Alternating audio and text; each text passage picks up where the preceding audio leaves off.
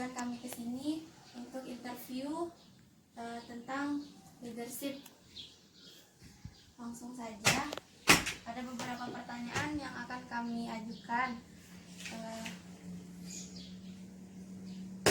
Yang pertama, pandangan Bapak mengenai seorang pemimpin itu seperti apa? Pemimpin itu sebenarnya sederhana aja. Dia mimpin dengan perencanaan, kemudian dia melaksanakan dan melakukan evaluasi. Saya kira itu pemimpin, tidak perlu niku-niku. Ya, cuma kan biasa ada etika, ya, ada cara. Ya, kadang-kadang tergantung dari kondisi yang dipimpin. Kalau misalnya memimpin masyarakat, karena masyarakat melihat ingin dengan sederhana, ya sederhana. Tapi yang jelas profil yang bagus diikuti untuk menjadi pemimpin, bagaimana kepemimpinan Rasulullah dan para sahabat. Saya kira di situ profil. Lanjut ke pertanyaan yang kedua, hal apa yang dibutuhkan oleh seorang pemimpin menurut pandangannya Bapak? Ya, saya kira kapasitas penting, ya, kemampuan, pola pikirnya, sikapnya. Di samping itu adalah ya tentu harus punya wawasan yang luas. Ya, kenapa?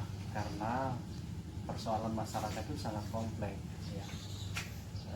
Sehingga perlu ada cara bagaimana menyelesaikan persoalan masyarakat kalau dia tidak tahu persoalan. Sehingga persoalan tahu, solusinya juga minimal harus tahu. Saya tanyakan, sederhana saja lah.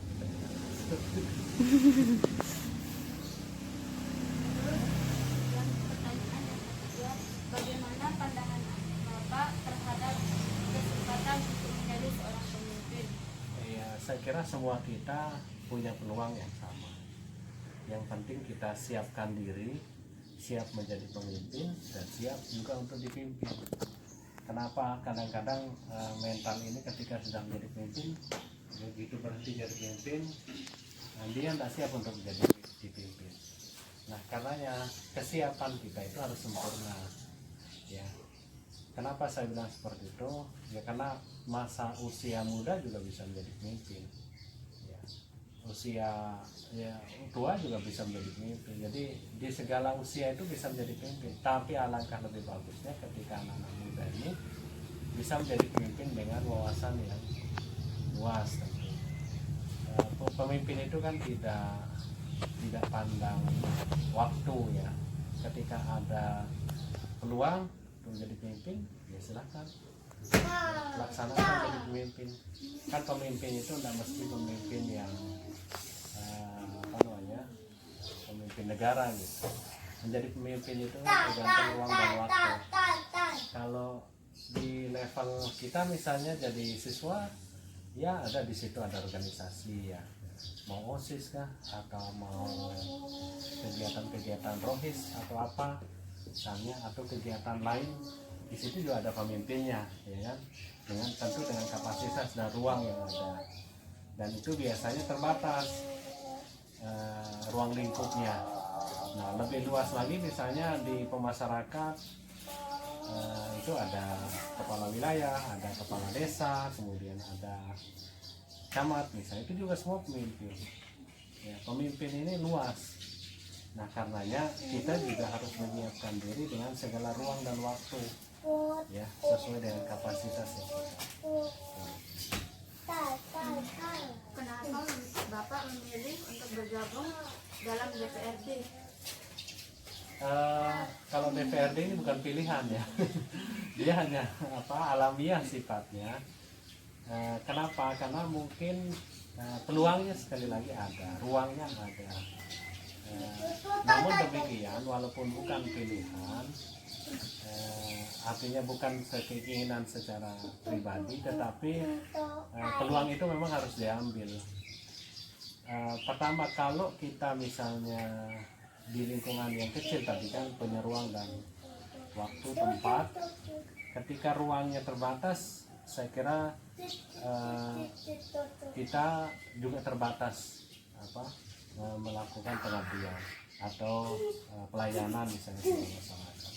Kalau di DPR ini misalnya dia kan lebih luas jangkauannya, sehingga peluang kita untuk berkhidmat, memberikan pelayanan atau memimpin masyarakat lebih luas, sehingga kita juga mungkin ruang kita untuk melakukan hal sesuatu yang baik itu lebih luas juga, lebih banyak yang bisa kita lakukan. Beda kalau misalnya di sekolah ya, terbatas pada ruang lingkup sekolah saja. Kalau ini kan misalnya masyarakat Lombok Timur, ya kita bisa perjuangkan hal-hal yang baik ya. Saya kira itu kenapa kemudian sampai kepada ruang yang lebih luas. Apa motivasi terbesar Bapak selama menjadi seorang pemimpin? Ya, saya kira pertama kalau di DPR ini sangat heterogen ya, berbagai macam latar belakang partai, kemudian di situ yang jelas misalnya ada 50 anggota, semua punya pikiran yang berbeda. Kemudian kita juga mengelola daerah yang cukup luas, sehingga saya kira motivasi yang paling sederhana mungkin atau paling simpel yang kita bisa lakukan adalah bagaimana kemudian kita membangun silaturahmi dengan begitu beragam entitas, kelompok, organisasi yang ada di dalamnya. Di situ ada yang berasal dari organisasi kemasyarakatan yang berbeda, ya, ada kemudian dari partai politik yang berbeda, ada dari berbagai macam wilayah tempat yang berbeda. Nah, ketika kita berada di situ ya kita representasinya luar biasa. Ya, representasi kita kan bagaimana menyamakan persepsi terhadap kepentingan negara yang lebih besar atau kepentingan daerah, kan itu yang paling utama. Ya, sebagaimana di dalam beberapa diktum perjanjian kita atau sumpah jabatan kita itu adalah lebih mengutamakan kepentingan bangsa dan negara daripada kepentingan pribadi dan golongan. Sehingga motivasi kita adalah bagaimana kemudian bisa merangkul mereka secara bersama untuk kepentingan bersama. Hal yang berbeda tentu kita harus saling hormati. Kebersamaan di situlah yang lebih utama, karena pada intinya kita dalam hal berbeda itu kita diciptakan berbeda-beda itu untuk saling kenal mengenal, dan lebih jauh dari saling kenal mengenal itu untuk bisa bekerja sama membahu-membahu untuk membangun daerah. Saya kira di situ. Gaya kepemimpinan seperti apa yang diterapkan selama memimpin? Ya, saya karena DPR ini adalah dia merupakan Pancasila dari sila yang keempat ya, saya kira sudah jelas ya, kerakyatan yang dipimpin oleh hikmat kebijaksanaan dalam permusyawaratan perwakilan. Karena dia bagian dari permusyawaratan dan perwakilan, maka yang kita utamakan adalah musyawarah ya, keputusan musyawarah yang lebih kita utamakan, walaupun ada ruang kita untuk voting misalnya, ngambil suara terbanyak, tapi yang kita kedepankan adalah bagaimana musyawarah mufakat ya, karena musyawarah mufakat itu berdasar lahir dari hati nurani dan kebutuhan serta pandangan kita yang mendalam terhadap suatu keputusan ya, sehingga kami juga tidak mau melakukan secara otoriter, tapi bagaimana semua itu adalah istilahnya di DPR itu kolektif kolegial, kebersamaan itu atas musyawarah dan mufakat. Mungkin yang terakhir, pesan dan harapan untuk calon pemimpin masa depan. Iya, ya, ke depan tantangan kita semakin besar, ya kan? Komunitas masyarakat semakin banyak. Di samping itu jumlah penduduk juga akan semakin tinggi. Ada istilah akan terjadi ledakan penduduk, atau istilahnya ada bonus demografi. ke depan justru yang menjadi rakyat itu lebih banyak anak muda. Ya. Anak muda akan menjadi entitas penduduk yang paling signifikan. Ya, segmennya adalah segmen anak muda. Kalau bahasa sekarang adalah generasi milenial. Maka kita harus hidup, kita harus bisa calon pemimpin ke depan harus bisa beradaptasi dengan dunia milenial yang akan nanti segmen terbesar pada ke depan.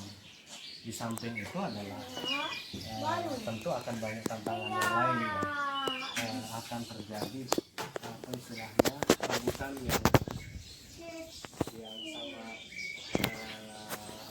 yang sangat masif nanti di antara generasi kita, karena pada masa-masa itu generasi kita beda dengan sekarang, masih hanya 30%. Sehingga tentu persiapkanlah sejak sekarang, ya. Belajar mulai dari sekarang bagaimana tipologi masyarakat, bagaimana menghadapi tantangan global yang begitu banyak. Dari sekarang kita harus belajar. Nah, baik teori maupun pengalaman, karena teori saja tidak cukup.